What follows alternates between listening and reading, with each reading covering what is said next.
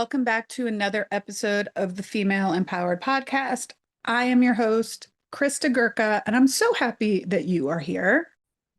If you are a Pilates, PT, yoga business owner, I bet you've had this thought, you've been told that niching down, the riches are in the niches, all of those, I don't know, sayings or whatever. And your thought process behind that, because when we talk about niching down or specializing, is a lot of people push back with, won't I lose money? Or I don't want to leave money on the table, or I don't want to leave people out. And so today we're really talking about a scary, but also super, super powerful decision in your business, which is how to find a niche and why niching is a very surefire way to success. Okay. So somebody told me when I was in physical therapy school, I remember I had a graduate assistant. I was a TA for gross anatomy, and I'll never forget, there was a graduate assistant. He was getting his PhD. He's actually a very, very well-known PT and in the Pilates world today. And I remember talking to him about, how he got to where he was in his career and if he had any advice. And I'll never forget this to this day. So this was like 27 years ago. And he said to me, find a niche and be really, really good at it. And the kind of what I did. My niche in the Pilates world was really like, in the physical therapy world was really like a Pilates-based physical therapist. So what I want to talk to you about today is how specializing doesn't mean shutting people out, but more like how to transition your messaging, your core offer, and your client base with confidence to be able to serve people that you actually really love to serve and people that will pay you money to do it. Somebody also said this to me once. People will pay an expert for general advice, but they're not going to pay a generalist for expert advice. So be the expert, right? Be the expert. Have a core focus. So everyone's like, oh, if you want to do Pilates, go see Christa. So if you want to do pelvic health, go see XYZ pelvic health therapist. That's real. You just want to be known in your area for this kind of stuff. So I get the fears that are involved with it. I get it. I don't want to turn people away. There's not enough clients in my area, so I have to serve everybody. Won't I be leaving money on the table? I can help everybody. And yes, while we can help everyone, if we really are for everyone, our messaging gets watered down, and then no one really sees us as an expert. If you think about doctors, a general practitioner is great, super helpful, but when you need heart surgery, you go see a cardiologist, right? The same applies in our businesses. So let's talk a little bit about the benefits of specialization. One thing is clarity in your messaging and in your marketing. It is easier to write social posts. It's easier to create ads. It's easier to send emails when you know exactly who you are speaking to. Clients self-select because they feel like you get them. So when you get your messaging, this is a lot what we teach in our messaging frameworks and our FitBiz programs, is you want your customer to be like, oh my gosh, yeah, that's totally me. You're in my head, right? That is magic messaging. And it takes a while to get that, but if you know who your client really is, then you're able to put messaging in front of them that they're like, yes, self-select, that's where I want to be. Are you a mom in her 30s that's embarrassed to go on a field trip with your kid because you have to use the bathroom 10 times? That is very specific. Okay. Are you a woman in her 50s that's finally putting herself first and is going to finally address the incontinence that you've had since menopause, right? So it's really, people want to know that you get them and they want to be able to resonate with you. That's that whole know, like, and trust factor. So how do you become the go-to expert in your area? Well, one, you have to be really good at what you do. All of us that are business owners, that are technicians, I don't want to say all, but I'm going to say most of us are high achieving women who are really good at the service that we offer. So when we started our own businesses, we were really great Pilates instructors, yoga instructors, physical therapists, all of the above, right?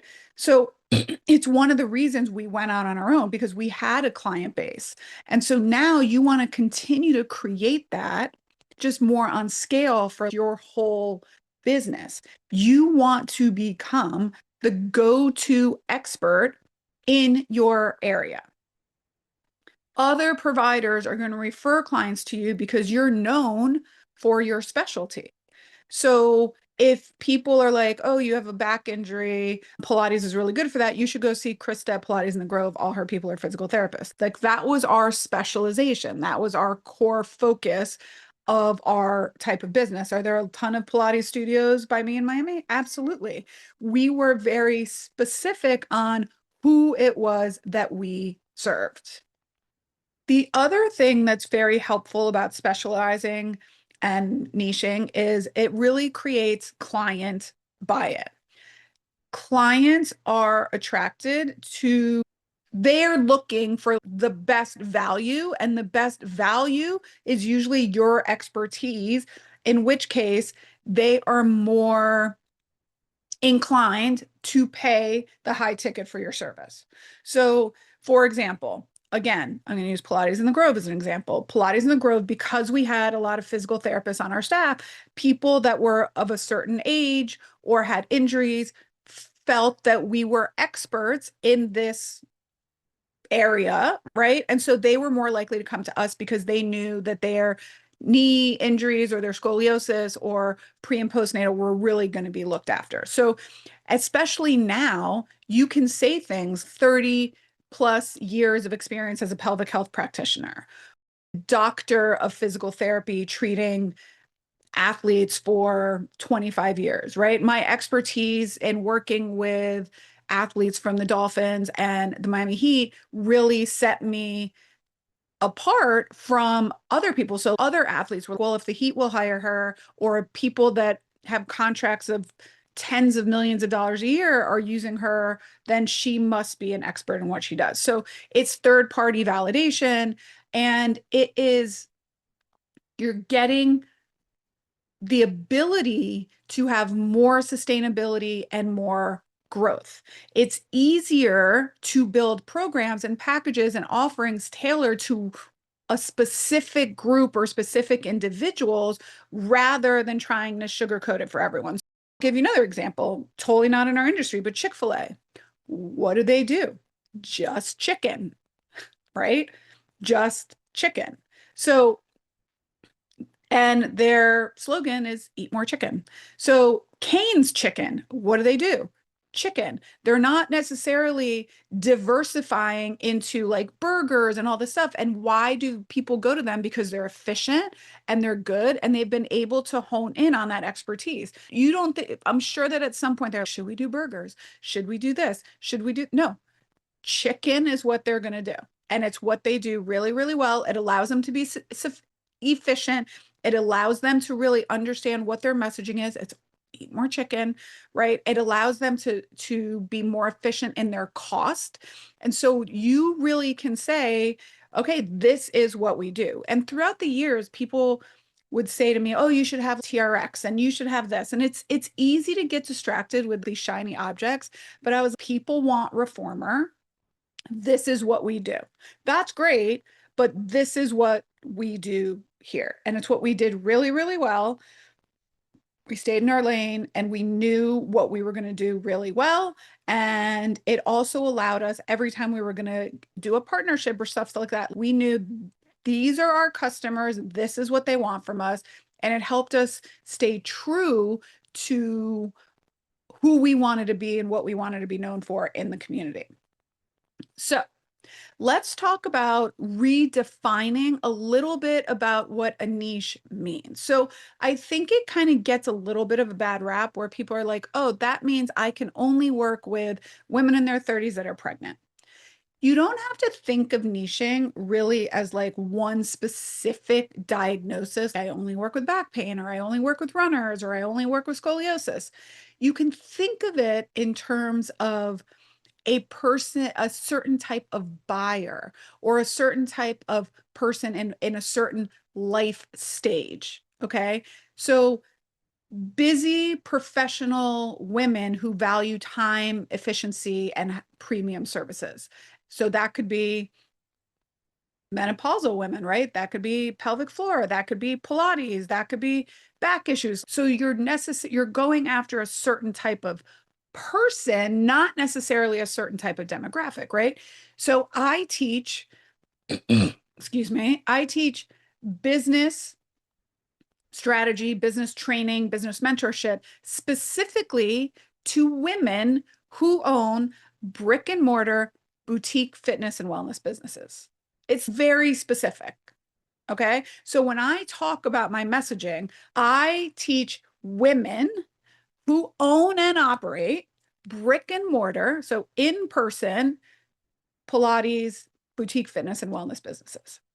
And what helps me with that is I really understand the psyche of this person because I was one. I was a female who owned and operated and eventually sold a boutique fitness and wellness brand. So I know how to take the information that I learned through all my business training and kind of mold it into what women in our industry need. So I don't work with online businesses. I refer out to that.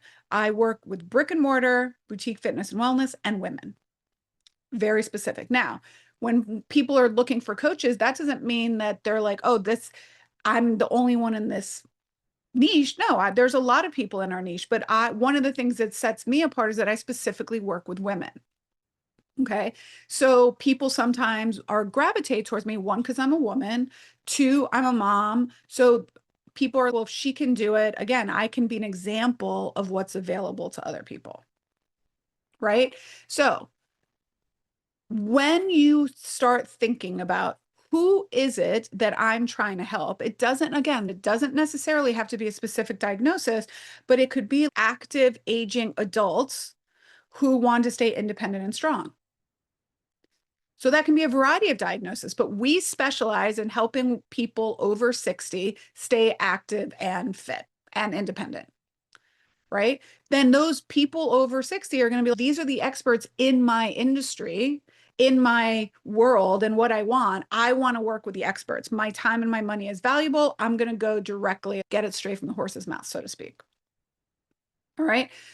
So how do we go through? How do you define what's work? Because some people are, well, I can do this and I can do this and I can do this. And yeah, you can. You can. Okay.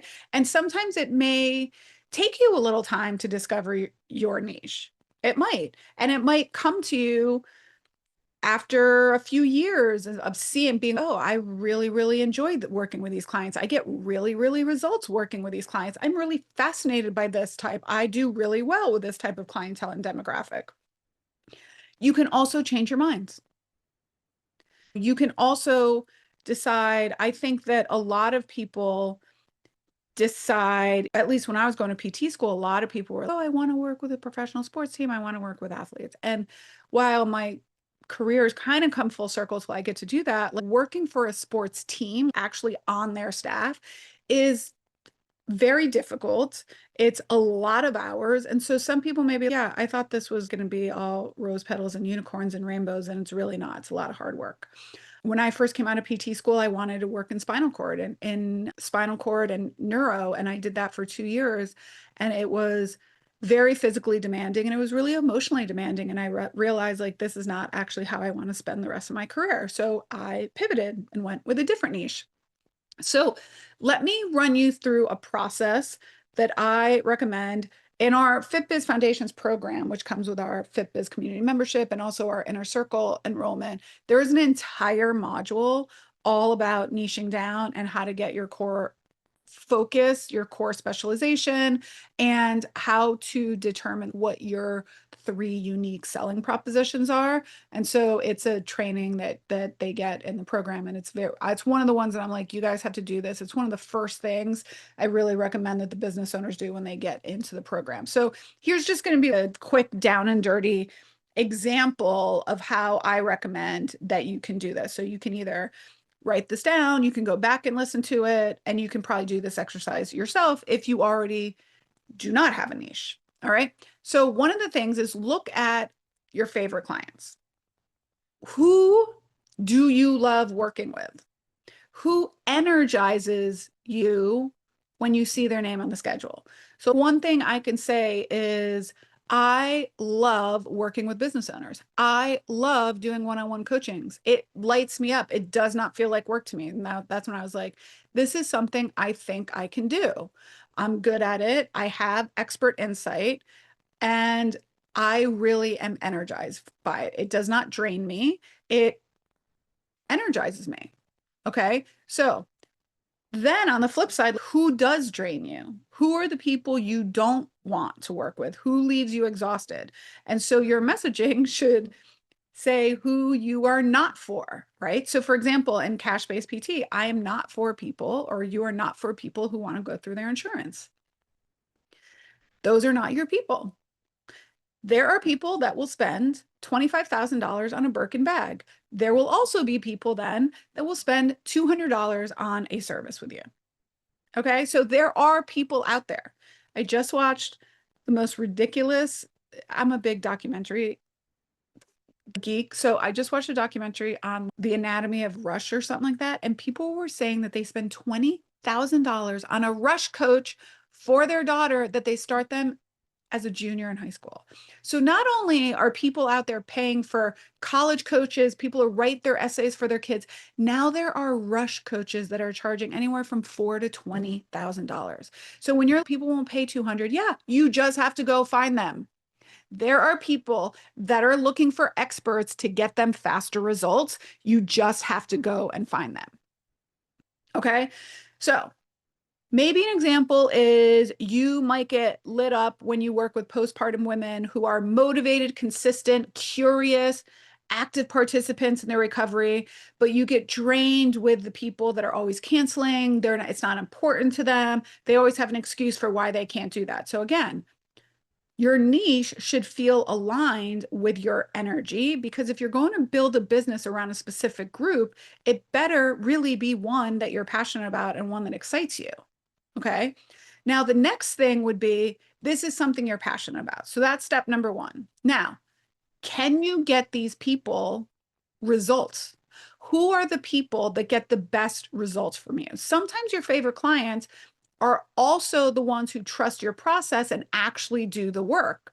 That tells you that you are uniquely set up to serve a specific type of client. I am uniquely set up to serve a specific type of female business owner, someone who's an action taker, someone who's a high achiever, someone who has a really good idea and foundation. They just need a little help to stay accountable and reinforce the foundation that might have gotten kind of buried under just years of busy work. Okay, so an example maybe in physical therapy would be like, I was really good treating back patients. Who are the best back patients that got the best results for me? People that were willing to put in the work. Okay. And then people that have a relatively good foundation, and I could be, oh, I see that their hip mobility just needs to improve a little bit. And once we get that, if they do the work, their back symptoms are going to resolve. Okay. So those, who are the people that you get the best outcomes with? This is where you can evaluate your expertise. Where do you consistently create these kind of transformations? What kind of problems do you solve better than the average Pilates instructor or therapist? You might be incredible at taking clients with chronic low back pain and getting them back to tennis or golf. Maybe you have a track record of helping women safely return to running postpartum. Or maybe you shine working with active older adults who want to maintain independence and strength and even get stronger rather than just maintain. If you can clearly articulate the transformation you deliver, you already have the seed of a niche. Sometimes you can ask your clients, what am I really good at that made you seek me out for services or be glad, or why would you refer me to someone else? Don't be afraid to ask your clients. Okay. Now, step number 3 is we have to look at the market demand. All right. Zoom out a little bit. Is there a group that's underserved, maybe where you live? Is there a growing population you could support? Is it after school fitness programs for youth? Is it pelvic health for young women, gymnasts and dancers? Is it working with female entrepreneurs who own brick and mortar health and wellness businesses? All right. Maybe in your area, and this is one of the things that I used to see, there's dozens, tens, hundreds of CrossFit gyms, but no one's focusing on recovery and injury prevention. Longevity is by far and away the next big specialty. Longevity. Generation X, we've been exercising our whole lives. We're going to continue to exercise. Longevity, functional fitness trainings, recovery, that is the next coming niche. All right. If that's something you're interested in, use your expertise. Use that and say, this is what I do, and I do really, really well. Are there medical providers in your area who are desperate to refer clients to somewhere where they know that they can trust? Things like postpartum recovery, scoliosis. You can find the gap, right? I thought that there was a gap in our community, in the industry, when I opened Pilates in the Grove. I thought there was a gap of, there were these big box gyms, and then there was a bunch of people, mostly the boomer generation, that didn't want to go to a big box gym. They wanted a smaller, more intimate type of fitness program and exercise modality that served them. And I was like, these are the people I want to serve. I found a gap in the industry. It was the same with my mentoring. I found a gap where I thought, everyone's teaching how to be a better clinician, a better instructor. Why don't we teach these women how to be better business owners? Right? Like teaching someone, giving someone fish versus teaching them how to fish. When you find a need and you find a problem and you create the solution to that problem. That's what niching is about. It's about identifying where there's an opportunity in the marketplace.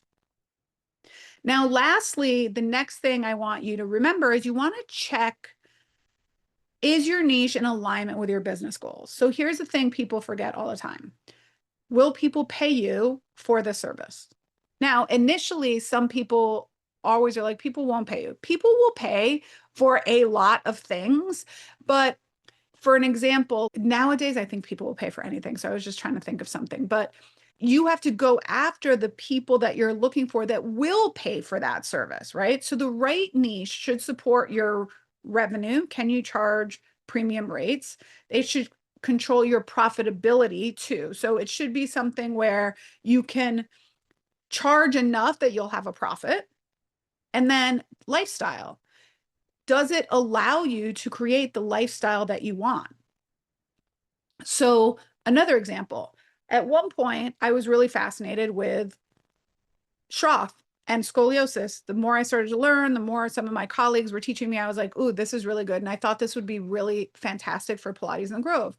The problem for me was most of that industry are teenagers. And so what does that mean? Even afternoons and weekends. And I didn't want to work at that time for afternoons and weekends. So I was like, this is not the right niche for me.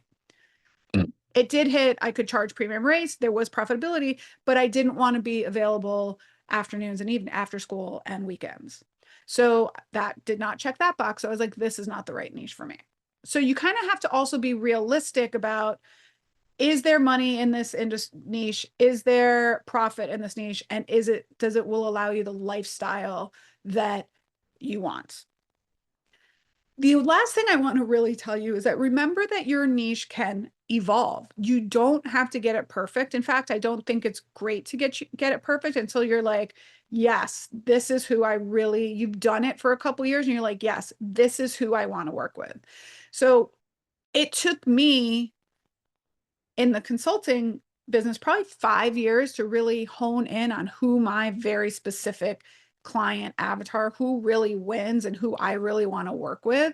And in Pilates of the Grove, even though I knew from the get-go the gap I wanted to fill in the community, it took me several years to get my messaging right. Who were we really, and how could we stand firm in that and not worry as much about the competition?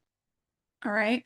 So you might start to say, I really love helping women after pregnancy. And over time, you realize that you actually love active moms get back to playing sports and running. So maybe you go from a general postpartum population to more of an active, athletic postpartum population. It's really just a process of refinement and being open to the fact that once your data starts telling you these are the people that are seeking me out, these are the people I really love working with, these are the people I get really great results from, these are the things that people are saying in their testimonials, and you're like, that's where I'm going to start moving in that direction with a little more intention. And believe me, it's better too when you tell people, yeah, that's not my expertise. Could I work with people that run online businesses? Yeah, I actually run an online business, but that's not my expertise, so I'll refer out to that. Could I technically treat a pelvic health patient? Well, I don't do internal, but could I do it? I do, but that's not my expertise. Again, if I go back to what someone said to me when I was in PT school that really, really stayed with me and stood out with me was, find your niche and get really, really good at it. Like, rather be an expert, right? Rather than a jack of all trades, master of none. Be good. And I know some people might disagree, and that's okay. You can totally disagree.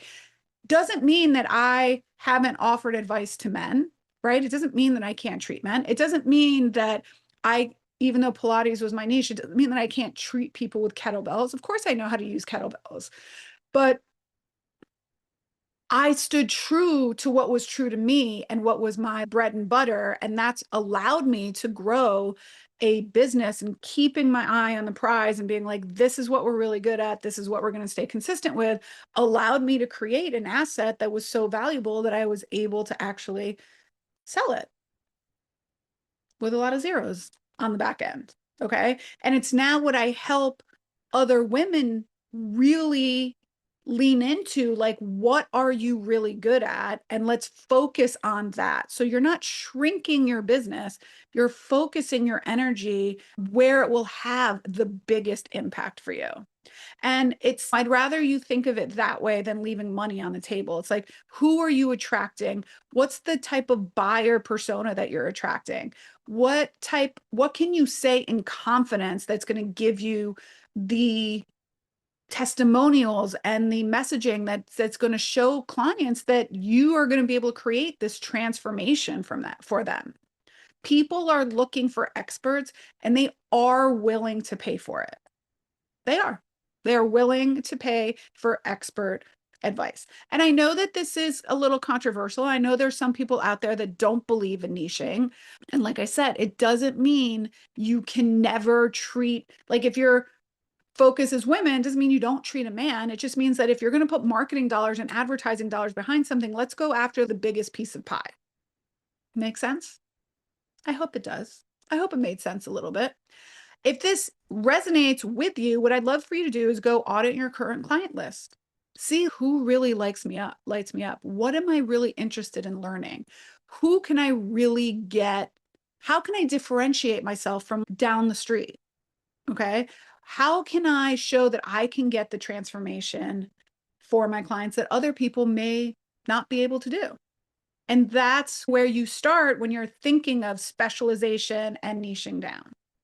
Like I said, in our FitBiz Foundations course. We have an entire module all on core specialization, the specialization framework, and determining your 3 unique selling propositions. It's something that's really powerful to help you get a handle on what could be your niche. And if you're interested in that, you get all access to that for just $99 a month. Yes, $99 a month, less than the cost of a private session at your business.